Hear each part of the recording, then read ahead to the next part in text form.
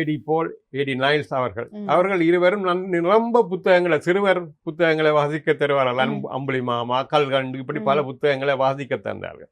அதை வாசித்துக் கொண்டிருந்த வேளையில் நான் சாவச்சேரி ரிபர் கல்லூரியில் படித்துவிட்டு கரவட்டி தேவரையால் இந்து கல்லூரிக்கு சென்ற வேளையில் அந்த கல்லூரி அதிபர் சீனி தம்பி அவர்கள் ஒரு சுற்றுவாசிப்பு புத்தக முறையை பாடசாலையில் ஆரம்பித்திருந்தார். அது நான் செல்வக்கு முதலே அவர் அதை செய்திருந்தார்.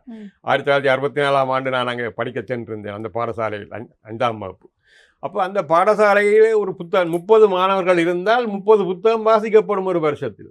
அதே மாதிரி 50 பிள்ளைகள் இருந்தால் 50 புத்தகங்கள் வாசிக்கப்படும். அப்படியே நாங்கள் 10ஆம் வகுப்புக்கு செல்லும் வரையும் அந்த சுற்றி வாசிப்பு முறையை எங்களுடைய கல்லூரி அதிபராயிருந்த சீனி தம்பி அவர்கள் அதை எங்களுக்கு கற்றுக் கொடுத்த என்றாலும் சொல்ல வேண்டும். எங்களுக்கு அதை பழக்கியவர் தான் அவர். ஆனால் அந்த பழக்க தோஷத்தால் தான் நாங்கள் எழுத்துத்துறைக்கு வருவதற்கு ஒரு ஆர்வமாக இருந்தோம். அந்த ஆர்வத்தினூடாக அதே காலத்தில் 67, 68 காலங்களில் கவிஞர் காரசே சுந்தரம் பிள்ளை என்று நாளறிந்த கவிஞர் அவர்கள் பாடசாலைக்கு வந்து தனது பாட நேரம் தமிழ் கற்பிக்கும் நேரங்களில் தமிழை படிப்பித்து விட்டு பிறகு தனது கவிதைகளை வாசித்து காட்டுவார்.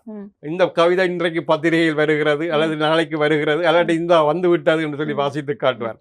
இதுகளை வாசித்த எனக்கு இவருடைய கவியரங்குகளை பார்க்க வேண்டும் என்ற ஒரு ஆசை ஏற்பட்டது.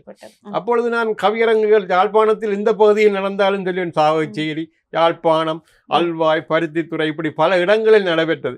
அவரும் எனக்கு சொல்லுவார், ரவீந்திரன் இன்றைக்கு கவியரங்கம் இருக்கு, நாளைக்கு கவியரங்கம் இருக்கு என்று சொன்னால் நான் அதுகள் எல்லாத்தையும் போய் சென்று பார்த்தேன். அதனூடாக எனக்கு கவிதையில் எழுத வேண்டும் என்ற ஒரு ஆசை ஏற்பட்டு நான் எழுதத் தொடங்கினேன்.